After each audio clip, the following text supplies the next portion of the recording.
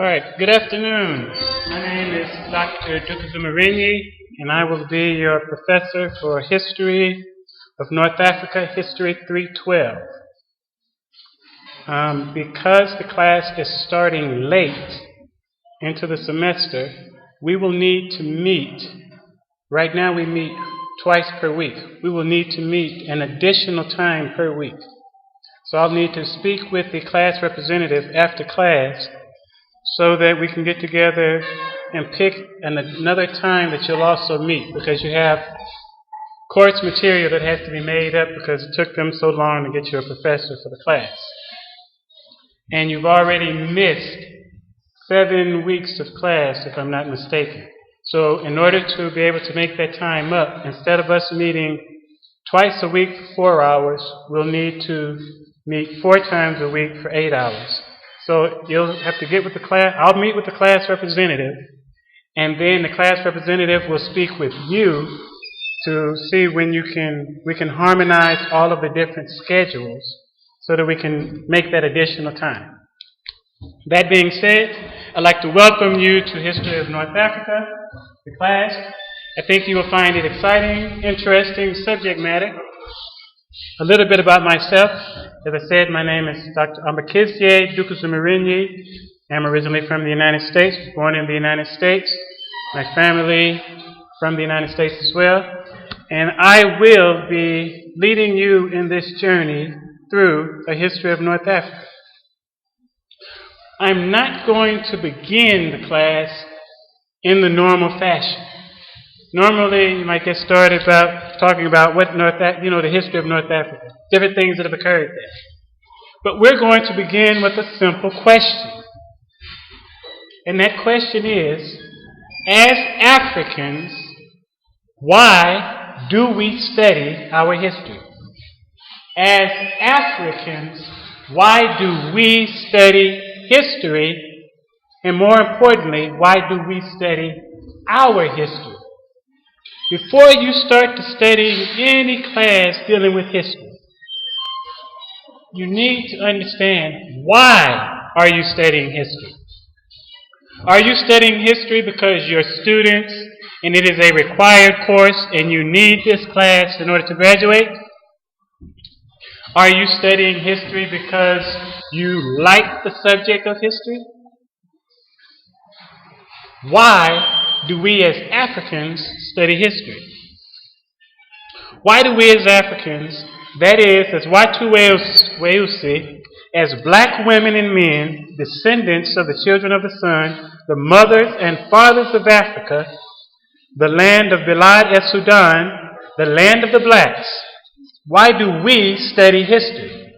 Why do we as black Africans, as Watu-Weusi, why do we study history?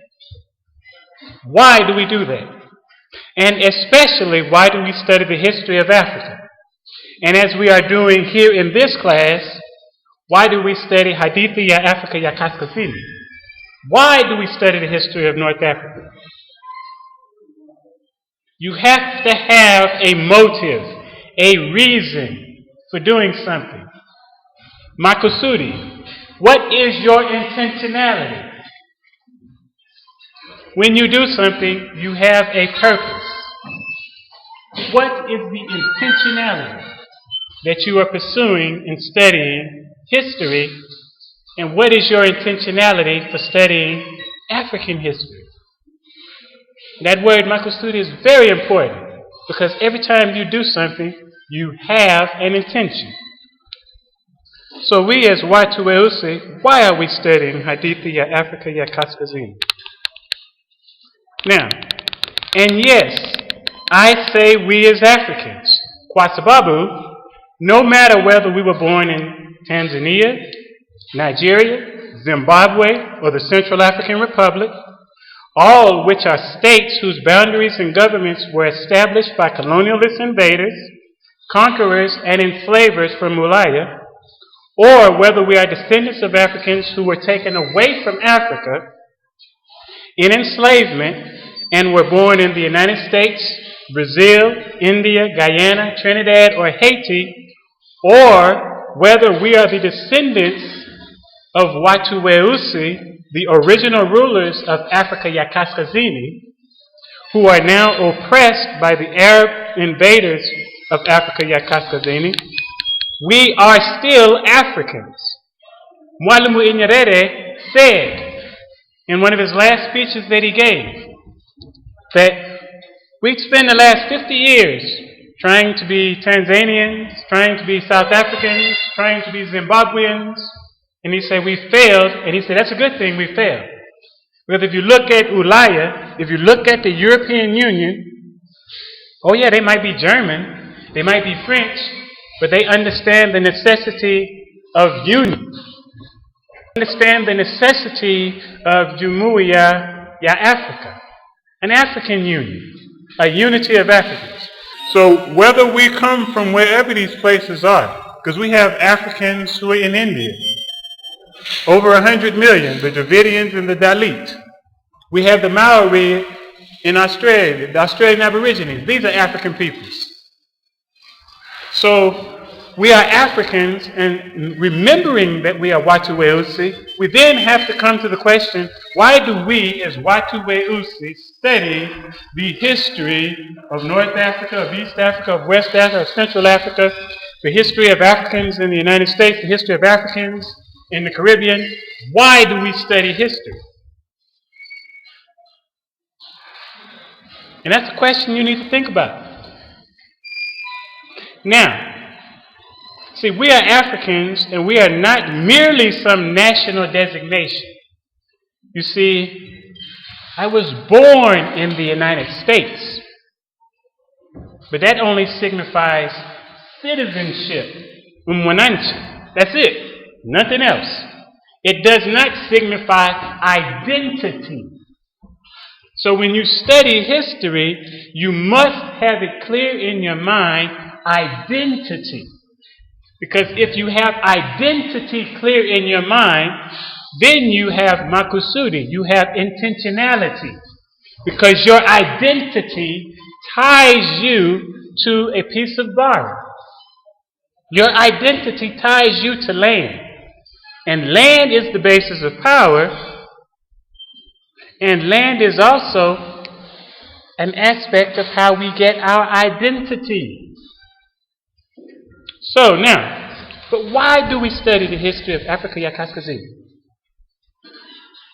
Mhenga Osagyefo Kwame Nkrumah, he said this, as well as Professor Marimba Ani, and she is a professor of African Cultural Studies in the United States. And countless other Africans have told us this is why we study the history of Africa, of Afrika ya Kaskazini, of Afrika ya Magharibi, of Afrika ya Kusini, of Afrika ya Makusini. Here is why we study this history. They say that we as Africans are African not because we were born in Africa.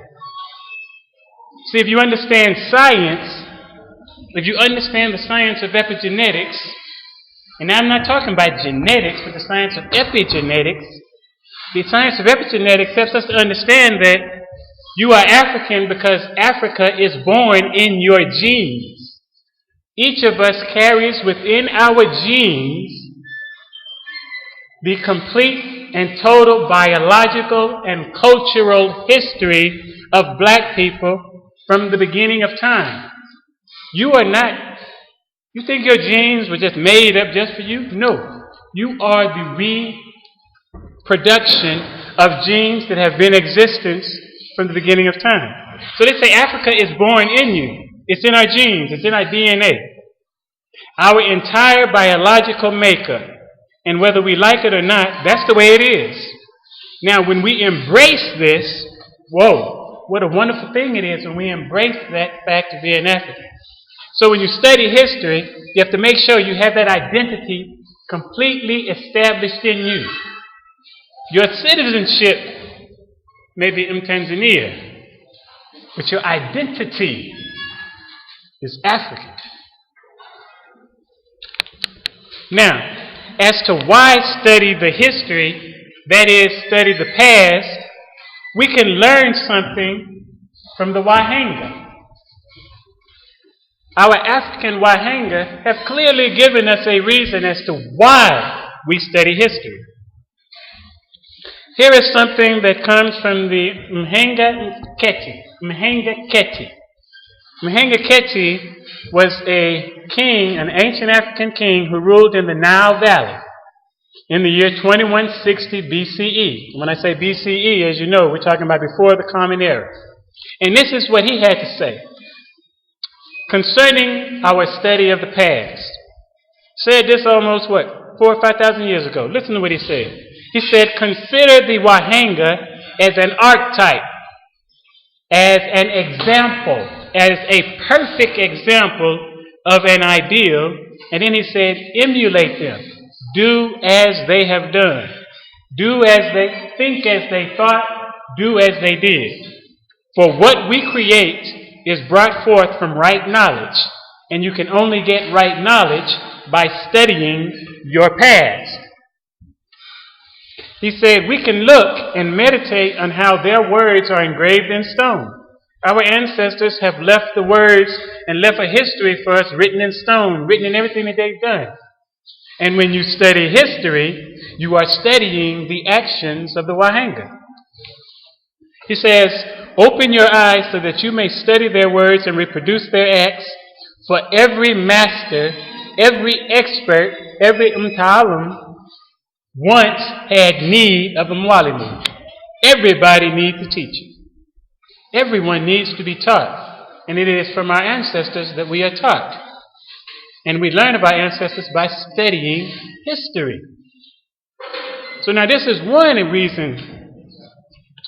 Another historian, Mhanga John Henrik Clarke, a historian from the United States, he had this to say about history.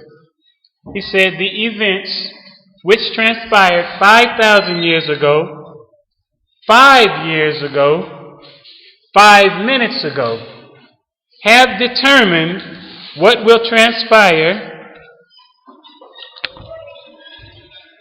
have determined what will happen 5 minutes from now, 5 years from now, or 5,000 years from now. All history is a current event.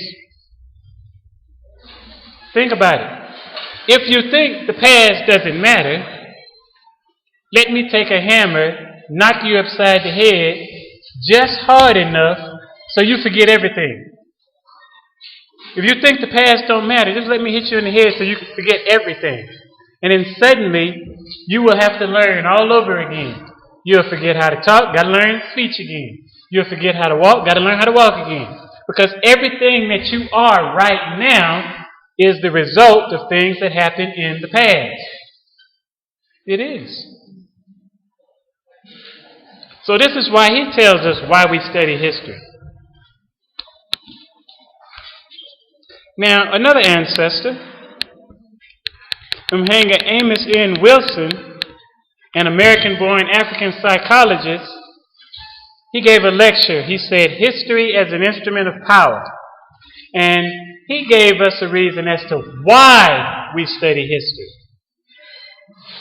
He says, we're talking again about why study history. So a lot of people think history is just a study of dates, you see, and reading information about things that happened in the past. Say, oh, that's all history is, just some dates. So, you take a history class, you learn about a whole bunch of things that happened in the past, you get some dates or some events, you take a test, and that's it. He said, that is certainly not the case. History in the human mind is always present. History doesn't live out there. History lives in here. It lives in you. Culture doesn't live out there. Culture lives in you. Starts in here. So he said, things that happened to you at 1 year old, at 2 year old, when you were 3 years old, are operating in you right at this moment. And the way you react to other people, the kind of taste that you have, the things you like, the desires you have, the kind of love relations you seek, and all of those things are to a great extent determined by your experience before you were 3 or 4 years old. As a matter of fact, if you study developmental psychology of the black child, you will learn that everything that happens to the mother, her entire history, is carried in that child. Yes. See, the Wahanga knew this. If we were to go right now to Western Africa, actually Southwestern Africa into Namibia, the Himba, Mabila, the Himba, guess when they say a person's life begins? The Himba say your life doesn't begin when you are born. The Himba say your life begins when your mother and father began to talk about you before they even made you. So the moment the man and the woman begin to talk about the child, that is the moment that the Himba began to count the creation of the child. But the history of the mother is in the child. So you see, that history thing is deep. It's not just merely some dates and all of that stuff. No. But between birth and 2 or 3 or 4 years old, all of these things operate right now to color your perception of other people and of yourself, to determine to a good degree the nature of your interaction with other people. In other words, then, the past is not something that's dead and gone and dropped off in your mind. It operates right here at this very moment, this very second. The entire history of Afrika ya Kaskazini is carried in you right now. Why do I say that? Because everyone who is in Tanzania right now, our people migrated here from the Nile Valley. When you look at, for example, I'll use the Inyakusa.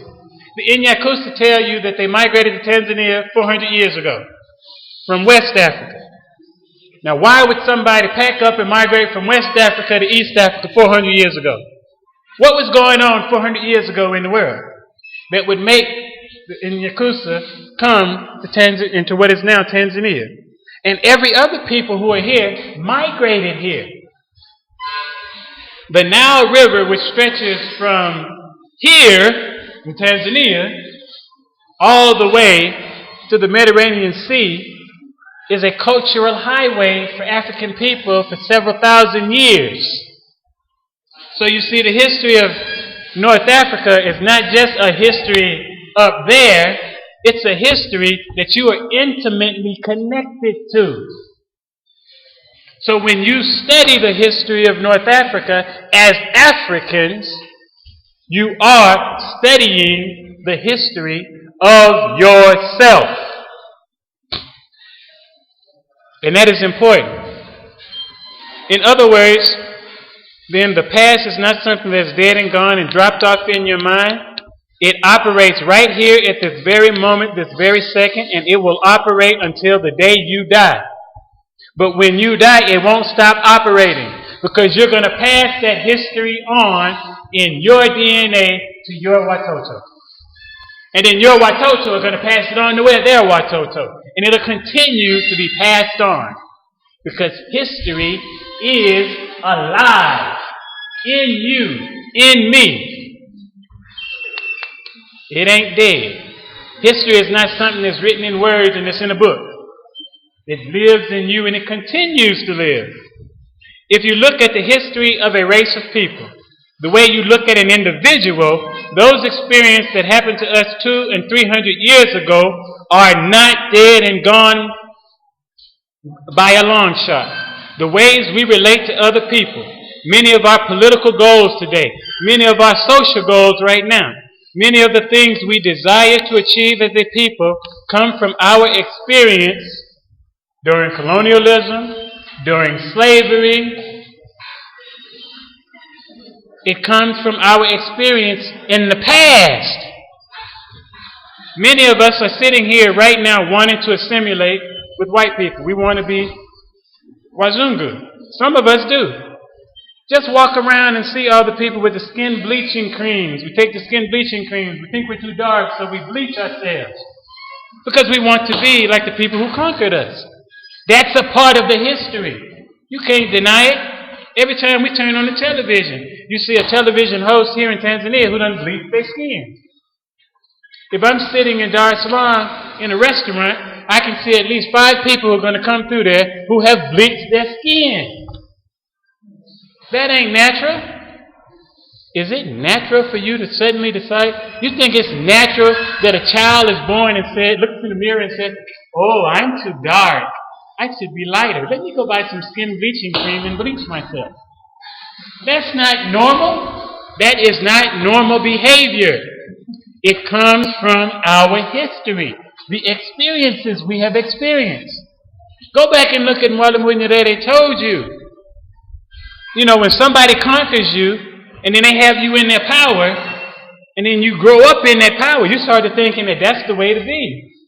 That's what he was telling you all those years. Go buy the books. I know you've all read all of his books, haven't you? You're in Tanzania. I know if I'm from the United States and I done read all his books, I know you done read them and you're from Tanzania, right? He ain't saying nothing no different than I'm saying right now. So now, many of us are struggling with feelings of inferiority and all of those kinds of things. Where do you think that started? It didn't start right now. It is the result of the past. It started as soon as we were conquered. This is what he's telling us. Where else can history be alive but in the minds of people? If people were not in existence, what would be the point of history? We wouldn't even have to be discussing history. Another indication of the importance of history, of course, is the fact that those who conquered us, those who rule over us, and those who dominate us have worked very hard at distorting our history. You remember, they told us we didn't have a history. So then you read the history books, and they say the history of North Africa is the history of Arabs, it's the history of Europeans, it's the history of everybody but Africans, and it's in Africa.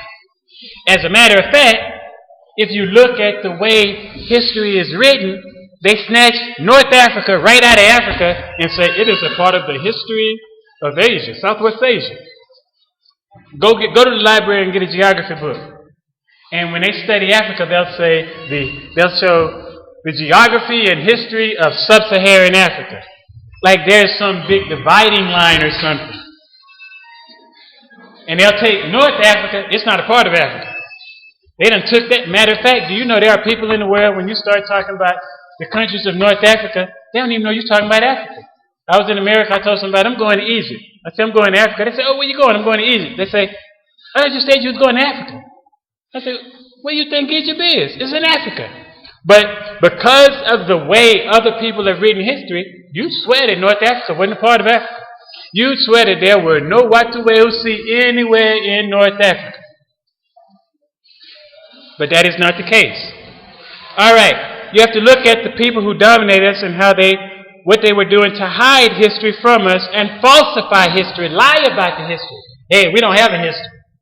You know, your people never did anything. They don't have no history. You have to look at these things. Why would somebody go through all of that trouble with doing it if history was just dates and some stuff in the past? So if history was not that important to everyday life, to real life, and to concrete activities, why then has the United States, the United Kingdom, France, why have all of these nations, Germany, why the people who rule, why have they worked so hard to destroy African history? If history is not important. See, because history is very important. History is an instrument of power. History tells you who you are, tells you who you have been, tells you what you must become. You should be learning lessons when you study history. All right, so if history was not that important in everyday life to real people and to concrete activities, then why has every nation worked to distort African history? Why are they resisting our telling the truth about African history? If history was not important, then why do you think that the Europeans who were writing the history of Tanzania said that the Kiswahili were not an African people? Oh, they say the Kiswahili were Persian, they were Arab, but they said they were not African. Now you have a scholar right here in Tanzania, Felix Shami, at the University of Dar es Salaam. He's clearly written and shown you that the Kiswahili are African people. But why would somebody even come to Africa and then start saying, oh, this is not African people, if history were not important? All right. You see, in other words then, we need to gain a new appreciation of history and need to recognize that history is always present and to a great extent. If we are to change our present behavior, that if we are to change the future, then we must change the past and change our relationship to the past. You cannot see the history of Afrika ya Kaskazini as a history of those people. It is a history of Watu Weusi, wherever we are on the continent. Nearly every people on the continent trace their origins back to Afrika ya Kaskazini. Because we are a migrating people. We'll pack up and migrate in a minute. I am descended from the Fulani of West Africa. I say West Africa, but you can find the Fulani from West Africa to East Africa. And they're constantly migrating back and forth, back and forth. We can come right here. You'll notice that we have borders here that the Europeans created, but people migrate back and forth all the time. They don't really pay attention to the borders. If you go to the borders of Kenya and Somalia to Samburu, they migrate back and forth with the cattle. We're migrating people. So history is very important. And therefore, the falsification and mislabeling of black consciousness deals with why we should study history.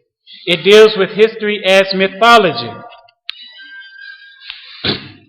You see, if you've been given the wrong history about a person and how that can change your behavior toward a person. If I tell you a lie about history, it can change your behavior because history is memory. History is memory. It's somebody's memory. The history of Africa is the memory of African people. The history of North Africa is the memory of African people. History is all about memory. And if you have a proper understanding of your history, then you can have a proper understanding of your present and what you must do into the future. That's that connection. All right, so another ancestor had this to say about history.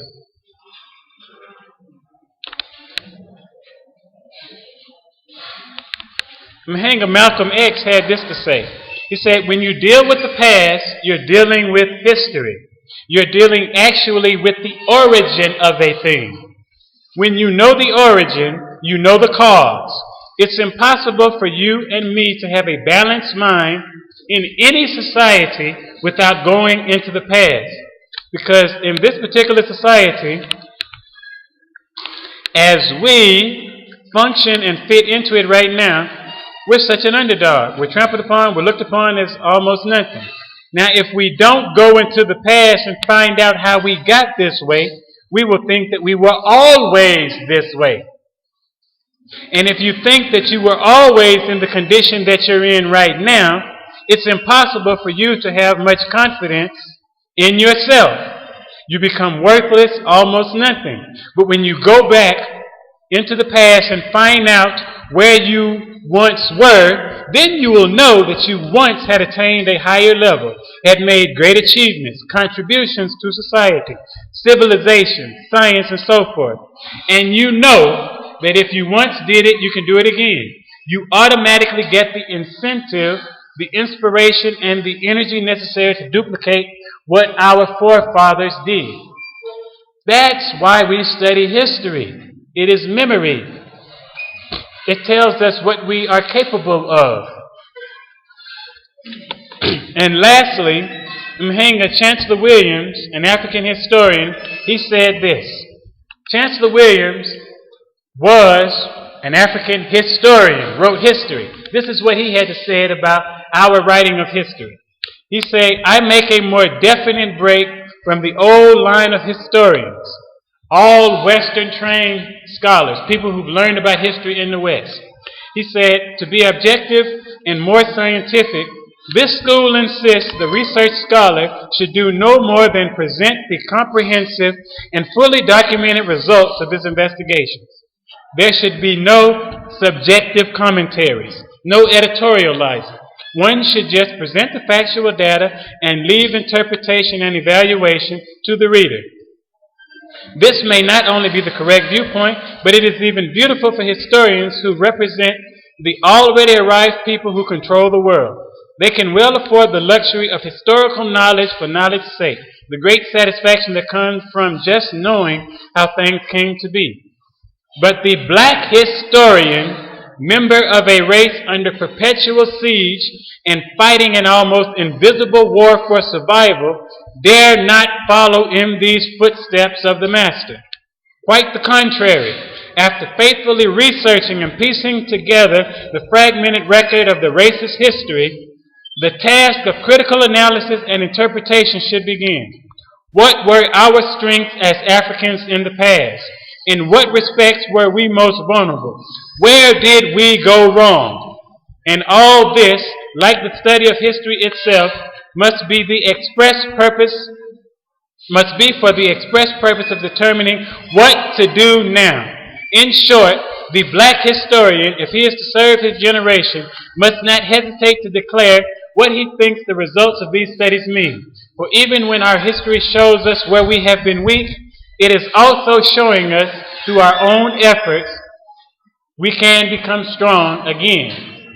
So that, my friends, is why we study history. We are studying history to see where we have been great, to see what it is we are capable of, to restore our mind so that we can then move forward and do great things again. And so now that concludes my short introductory lecture for today. On Thursday evening, we will get started into our memory. See, when I say history, I'm talking of the history of Africa. It's our memory.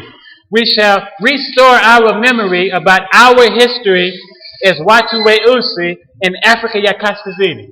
If there are no questions, I need to speak with the class representative, and I'll see everyone on Thursday evening.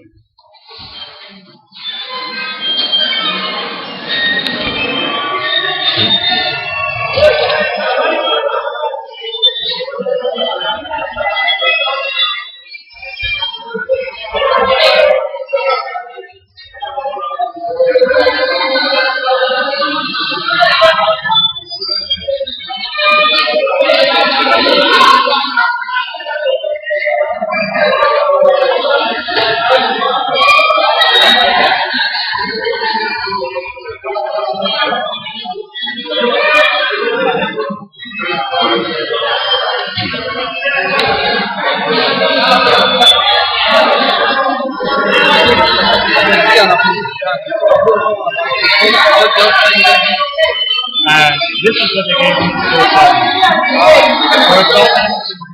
for yeah, this is all they gave me. Yeah.